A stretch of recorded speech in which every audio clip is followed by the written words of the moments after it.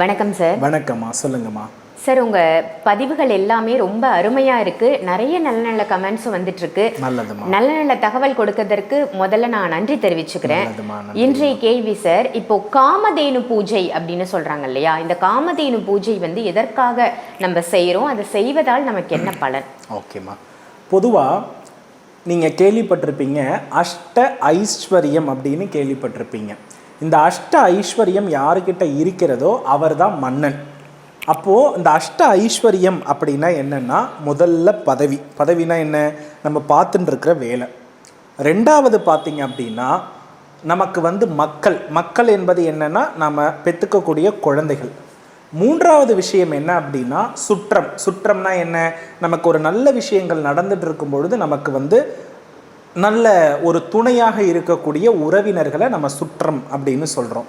நான்காவது விஷயம் என்ன அப்படின்னா வாகனங்கள். இந்த வாகனங்கள் என்பது நமக்கு நேரத்தை நமக்கு நிறைய மிச்சப்படுத்தி கொடுக்குது. ஐந்தாவது விஷயம் என்ன அப்படின்னு பார்த்தோம் அப்படின்னா பொன் அப்படின்றது நமக்கு நிறைய தோஷத்தை நிவர்த்தி பண்ணுது. செல்வத்தினுடைய ஒரு அதிதேவதையாகவும் நமக்கு இருக்கிறாங்க. அதற்கு அடுத்தபடியாக நம்ம எடுத்து பார்த்தோம் அப்படின்னா வேலையாட்கள். இந்த வேலையாட்களும் அஷ்ட ஐஸ்வர்யத்தில் ஒருத்தர்கள். முதலாளிக்கு விசுவாசமாக இருந்து எல்லா நன்மைகளையுமே செய்யக்கூடியதில் இந்த வேலையாட்களும் ஒருத்தராக இருக்கிறாங்க. அதற்கு அடுத்தபடியாக வந்து பார்த்தோம்னா ரத்தினங்கள், முத்து, பவளம், அதுக்கப்புறம் வந்து பார்த்திங்க அப்படின்னா வைரம், இது போன்ற ரத்தினங்களும் நமக்கு வந்து நன்மையை கொடுக்கக்கூடிய விஷயங்கள். அப்போ நல்ல ஒரு விஷயத்தை நம்ம கவனித்து பார்க்கணும். இந்த நிலப்புலன்கள், எஜமான் பதவி, வேலையாட்கள், நல்ல உணவு, நல்ல வாகனம், அதே போல் வந்து பார்த்திங்க அப்படின்னா ரத்தினங்கள், இது எல்லாத்தையுமே நம்ம அஷ்ட ஐஸ்வர்யம்னு சொல்கிறோம். இந்த அஷ்ட ஐஸ்வர்யத்தையும் நமக்கு ஒரு சேர ஒரு இறைவனால் தர முடியுமா, ஒரு தேவதையால் தர முடியுமா அப்படின்னா கண்டிப்பாக முடியும். அது பெயர் தான் காமதேனு. ஸோ இந்த காமதேனு கேட்டதை கொடுப்பவள். எதை கேட்குறோமோ அதை தட்டாமல் கொடுக்கக்கூடிய நமக்கு அனுகிரகம் புரிபவள். இந்த காமதேனு அப்படின்ற அடிப்படை இன்னைக்கு நம்ம நிறைய பார்க்குறதுன்றது கஷ்டம். ஆனால் கோசாலைகளில் நம்ம பார்க்கலாம். கோசாலைகளில் பொதுவாக உத்திரட்டாதி நட்சத்திரம், பூரட்டாதி நட்சத்திரம், ரேவதி நட்சத்திரம், இது 3 நட்சத்திரங்களுமே நமக்கு செல்வ வளத்தை அதிகமாக தரக்கூடிய நட்சத்திரங்கள். இந்த 3 நட்சத்திரத்திற்கும் கோவிற்கும் நிறைய தொடர்பு இருக்கிறது. கோ என்றால் காமதேனு, ரெண்டுமே ஒன்று தான். ஸோ இந்த 3 நட்சத்திரத்தில் உங்களுக்கு எந்த நட்சத்திரத்தில் வாய்ப்பு இருக்கிறதோ மாலை 6 மணிக்கு மேல், காலையில் செய்வதை விட மாலை 6 மணிக்கு மேல் பசுவிற்கு பழங்கள், பச்சை புல், தீவனம், இது எல்லாமே தானம் அளித்து அதனுடைய பின்பகுதி, காலினுடைய கொழும்பு பகுதி, கழுத்து பகுதி, நெற்றி பகுதி, இதில் அனைத்தும் மஞ்சள் குங்குமம் பூசி நாம் வந்து பார்த்திங்கன்னா கற்பூரம் ஏற்றி வணங்கி நம்ம கொடுக்கக்கூடிய உணவுப் பொருள் அதற்கு தானமாக கொடுத்து நாம் வணங்கும் பொழுது கட்டாயமாக நமக்கு செல்வ ஆகர்ஷணம் அதிகமாக இருக்கிறத கண்கூடாக பார்க்கலாம். இந்த 3 நட்சத்திரத்தை நீங்கள் ஏதாவது ஒரு நட்சத்திரத்தில் ரெகுலராக நீங்கள் காமதேனுவுக்கு பூஜை பண்ணினீங்கன்னா நான் சொன்ன இந்த அஷ்ட ஐஸ்வர்ய சம்பத்துக்களையும் உங்களால் நிறைவாக பெற முடியும். ஆகையினால் இந்த 3 நட்சத்திரத்தில் ஏதேனும் ஒரு நட்சத்திரத்தை மாதம் கட்டாயமாக என்ன பண்ண வேண்டாம்னா தவிர்க்க வேண்டாம். அல்லது ஒவ்வொரு நாளும் நீங்கள் உங்கள் ஆலயத்தில் கோசாலை இருக்குதுன்னா அதற்கு தினசரி மஞ்சள் முன்பக்கம் பின்பக்கம் மஞ்சள் பூசி அதற்கு வந்து சுக்கிரகாரகமான பழங்களை கொடுத்து ஆசிகளை பெற்று நாம் நம்மளுடைய வேலைகளை தொடங்கினாலே அஷ்ட ஐஸ்வர்யங்களும் சகல பாப விமோச்சனமும் கிடைக்கும் என்பதில் எவ்வித மாற்று கருத்தும் இல்லை.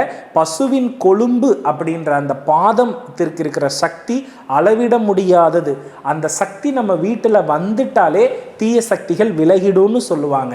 அப்போ ஒவ்வொரு நாளும் அந்த பசுவினுடைய சக்தியோடு நம்மளை இணக்கமாக வச்சுக்கிட்டோம்னா நம்ம பெற முடியாத செல்வமே இல்லை. இதற்கு நிறைய சான்றுகள் சொல்லலாம். ஸோ நிலையான செல்வம், அழியாத செல்வம், எப்பொழுதும் தலைமுறையாக அஷ்ட ஐஸ்வர்யத்தோடு வாழணும்னா காமதேனு பூஜை நான் சொன்ன இந்த 3 நட்சத்திரம் சால சிறந்தது. இதை ஃபாலோ பண்ணினாலே போதுமானதுமா. சரி, இப்போ நீங்கள் காமதேனு பூஜை வந்து கோசாலைக்கு போய் சென்று எந்த நட்சத்திரத்தில் செய்யணும் அப்படின்ற டீட்டெயில் கொடுத்தீங்க.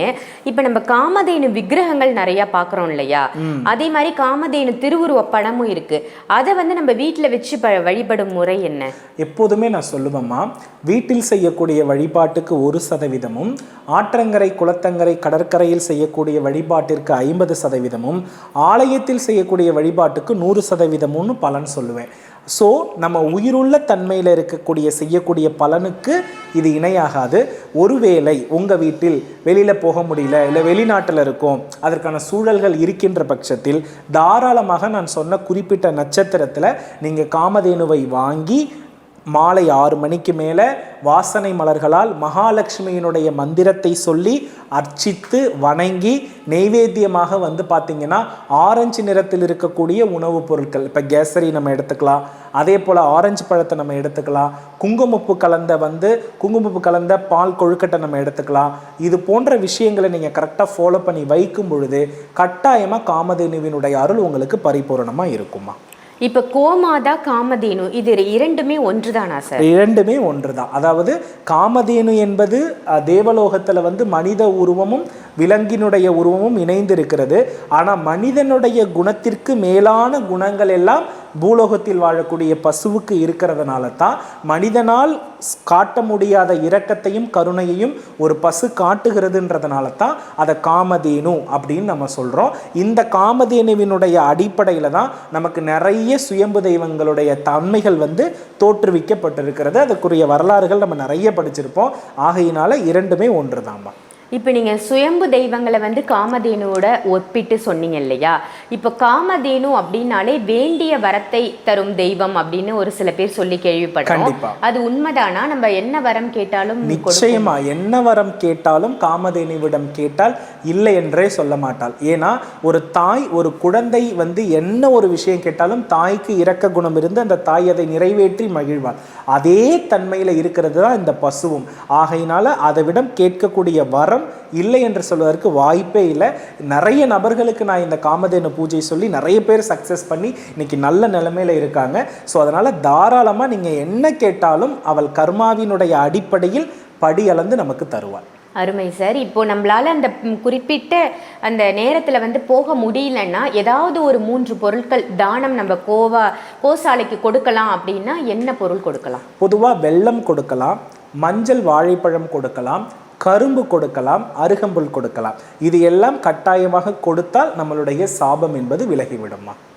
ரொம்ப ஒரு அருமையான காமதேனு பூஜையை பற்றி சொன்னீங்க. அதே மாதிரி வீட்டில் எப்படி நம்ம வழிபடணும், கோசாலைக்கு என்ன தானம் கொடுக்கணும், ரொம்ப ஒரு தெளிவான தகவலாக இருந்தது சார். நன்றி. நல்லதுமா. மேலும் ஒரு நல்ல பதிவோடு சந்திக்கலாம். வெற்றிவேல் முருகா.